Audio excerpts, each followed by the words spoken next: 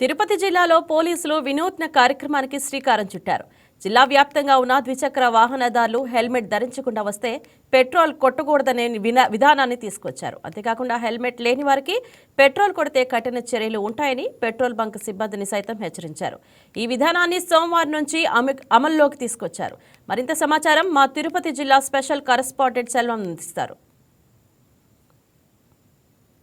శ్రీకారం చుట్టినటువంటి పరిస్థితి. No helmet no petrol అనే నినాదాన్ని కూడా ఇటు ప్రజల్లోకి తీవ్రంగా తీసుకెళ్లినటువంటి పరిస్థితి నెలకొంది తిరుపతి జిల్లా వ్యాప్తంగా కూడా. ఏదైతే చూసుకుంటే తిరుపతి జిల్లా ఎస్పీ సుబ్బరాయుడు నేతృత్వంలో గత 20 రోజులుగా కూడా ఎవరైతే హెల్మెట్ ధరించకుండా పెట్రోల్ బంక్ వస్తారో వాళ్ళకి కూడా పెట్రోల్ పట్టకూడదని ఇటు ఒక నినాదాన్ని కూడా తీసుకొచ్చినటువంటి పరిస్థితి. దీనికి ప్రధానంగా చూసుకుంటే యావత్తు అంటే చాలా చోట్ల కూడా ఈ ద్విచక్ర వాహనాల వల్లే ప్రమాదాలు కూడా జరుగుతుందని కూడా ఇటు చెప్తున్నటువంటి పరిస్థితి. దీనికి సంబంధించి చూసుకుంటే సుమారు 45% పైగా ఇటు ద్విచక్ర వాహనాలు ప్రమాదాలకు గురై కూడా ఇటు ప్రాణాలు కోల్పోతున్నటువంటి పరిస్థితి నేపథ్యంలో కూడా ఈ విధానాన్ని మేము అమలు చేస్తున్నటువంటి విధానాన్ని కూడా ఇటు ఎస్పీ చెప్తున్నటువంటి పరిస్థితి.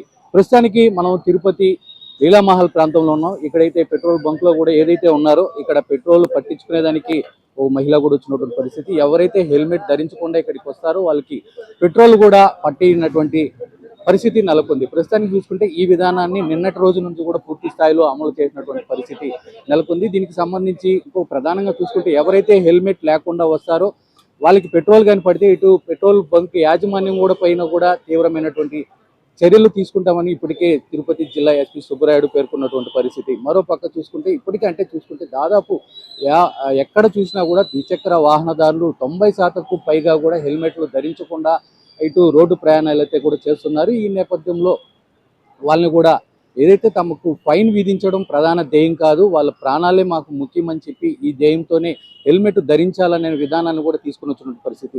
ఇదే విషయానికి వస్తే గతంలో కూడా పలుమార్లు ఈ హెల్మెట్ విధానాన్ని కూడా అమలు చేసినటువంటి పరిస్థితి.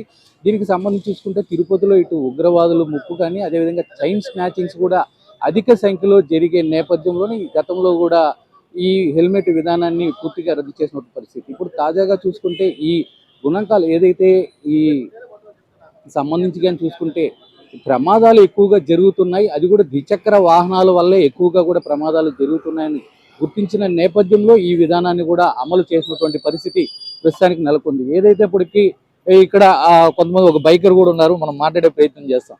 ఇప్పుడు ఎలా ఉందంటారు ఈ హెల్మెట్ పెట్టి పెట్రోల్ పట్టించుకోవడం? కొంచెం ఇంట్రెస్టింగ్గా ఉంది సార్, చెప్పాలంటే ఇంట్రెస్టింగ్గా ఉంది. వీళ్ళు కూడా చెప్తున్నది ఏమిటంటే అంటే చాలా ఇంట్రెస్టింగ్గా ఉంది, ఈ హెల్మెట్ ఉంటేనే పెట్రోల్ పట్టే విధానాన్ని కూడా తీసుకొచ్చేదాని పట్ల చాలా ఇంట్రెస్టింగ్గా ఉందని కూడా ఇక్కడ ఉన్నటువంటి వాహనదారులు కూడా చెప్తున్నటువంటి పరిస్థితి. ఏదేమైనప్పటికీ ఈ విధానం పూర్తి స్థాయిలో అమలవుతుందా లేదా అనేది మాత్రం మనం వేచి చూడాల్సినటువంటి పరిస్థితి. ఎందుకంటే తాజాగా కొన్ని పెట్రోల్ బంకుల్లో వైకే టీవీ కూడా వెళ్ళింది, విజువల్ తీసుకునే ప్రయత్నం చేసింది. కొన్ని ప్రాంతాల్లో హెల్మెట్ లేకుండా కూడా ఉన్నప్పటికీ పెట్రోల్ పడుతున్నటువంటి పరిస్థితి. దీనిపైన కూడా తిరుపతి జిల్లా ఎస్పీ సుబ్బరాయుడు ఏ విధంగా స్పందిస్తారు, వాళ్ళపైన ఎలాంటి చర్యలు తీసుకుంటారనేది మాత్రం మనం వేచి చూడాల్సినటువంటి పరిస్థితి నెలకొంది. కెమెరా పర్సన్ కన్నయ్యతో సెల్వం, తిరుపతి నుంచి.